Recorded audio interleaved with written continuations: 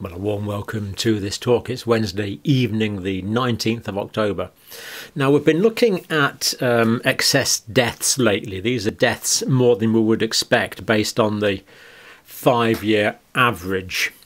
And the Scottish Government has just ordered an inquiry into a raised death rate in neonates. Now, neo, obviously, neonates, newborns. The first days of life, it can be up to the first week. Typically, we would say a neonates in the first week of life. Some people will extend that to 4 weeks, but it's basically newborn babies dying at a higher rate than expected in Scotland. Now, Scotland's only got a population of just under 5.5 million, but it does collect very good data, unlike the United States, for example, where the data can be somewhat disparate from different parts of the country. So it's good to get data from these small European countries where data is well collected. And this is very concerning. Let's dive straight into it. This is review of neonatal mortality in Scotland. Now, this comes from here, Healthcare Improvement Scotland. So an official affiliated government body is investigating this. Healthcare Improvement Scotland, asked by the Scottish Government, so this is a formal request from the Scottish Government, review of significant increase in neonatal mortality 2021 and 2022. Now, the BBC has actually unpicked some of the information here, which is accurate, so let's look at what they've said. Scottish Government orders review of neonatal deaths higher than expected. Neonatal deaths, 2 particular spikes over 6 months have been noted. September 2021 was the first one. At least 21 babies under 4 weeks died. Remember, this is from a population of just 5.5 million. Now, let's hope this isn't duplicated in somewhere like the United States or in England, but if it was, you can see the numbers would really be getting quite large. Something we certainly need to get worked out. March 2022 was the second one. At least 18 babies under 4 weeks died. So they are taking the neonatal period as up to 4 weeks there. Now, the average mortality rates amongst newborns is about 2 per 1,000. Now, tragically, this does happen. I mean, you know, children can be born with various problems that can result in their death in the first few weeks of life. This is tragically the case. We know about this. We've minimised it, and there's further steps possibly could be taken to minimise it even more. But at the moment, it's about 2 per 1,000 births. So tragic for the 2, but low, basically, lowish for 2 per 1,000 births. Now, in September, in March 2020, that should be 2022, sorry. So September 2021, it was 4.9. March 2022, it was 4.6. So we can see the rates here are double what we would expect them to be. And for all of 2021, the year taken as a whole, again, much higher. It was 3.9 for the year as a whole, and 2020 was 3.1. So increasing here, apparently, year on year.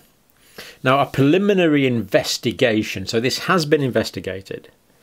We don't have the details of this, but there was a preliminary investigation found the September spike was not linked to COVID. And this form of monitoring was introduced in 2017, so that's what, 5 years. This is definitely the highest for 5 years.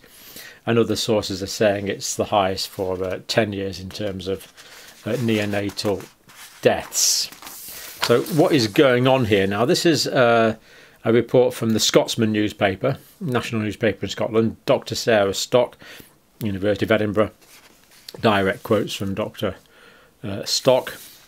I think the numbers are really troubling, and I don't think we know the reason yet. What we do know is it's not neonatal COVID. So we can be confident it's not neonatal COVID. The rates of COVID infection in babies are very low, and deaths from COVID, thankfully, are very, very small. So that is true and good to reinforce. So this isn't COVID affecting babies, so it's not COVID related.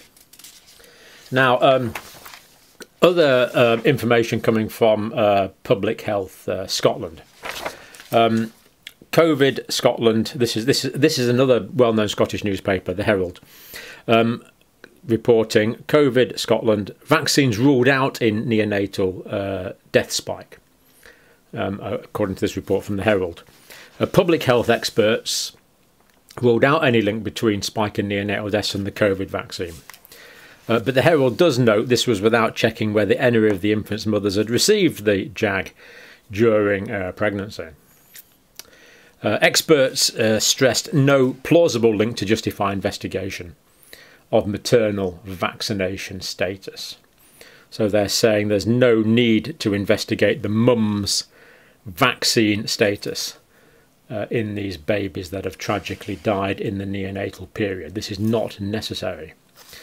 Public Health Scotland said its consultants had given careful consideration to the potential benefits and harm of carrying out such an analysis as part of its probe into the tragic death of 39 infants, but concluded against doing so. Public Health Scotland added, so the Herald's got this from different bits and bobs, some are freedom of information requests and other statements. They put it together. There's a risk that identifying the vaccination status of the mother, even at aggregate level, so in other words, that's not individuals, it's just going overall percentages and numbers, even that would result in harm to those individuals and others close to them, which of course we wouldn't want. Through actual or perceived judgment of the effects of their personal vaccination decision, the outcome of such analysis, while being uninformative for public health decision making, had the potential to be used to harm vaccine confidence at this critical time. So information regarding this would be uninformative for public health decision making. So NHS, this is a Freedom of Information response here from Public Health Scotland. We do not have any plans to examine maternal vaccination status, as there is no public health reason to do so.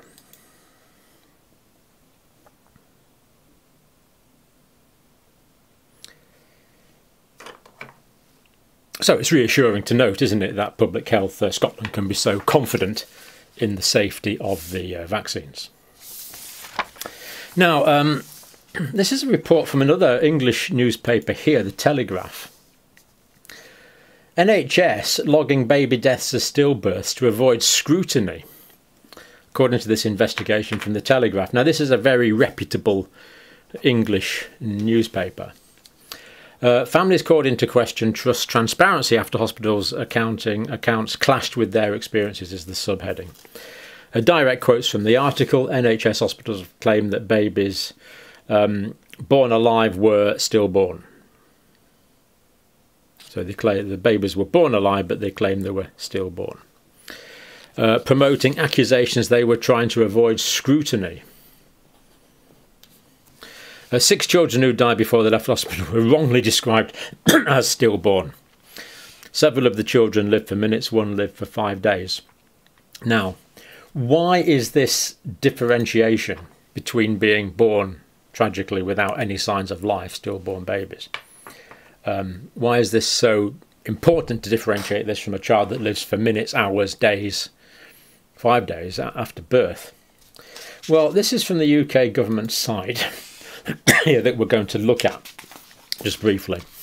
That's the link there. At present, coroners can only hold inquests for babies who have shown signs of life after being born. Coroners in the UK have no powers, no jurisdiction to investigate stillbirths. So if a baby is stillborn, outside the jurisdiction of the coroner. If the baby is born and shows sign of life for a few seconds, within the jurisdiction of the coroner. Now, the coroner system in the UK is one that we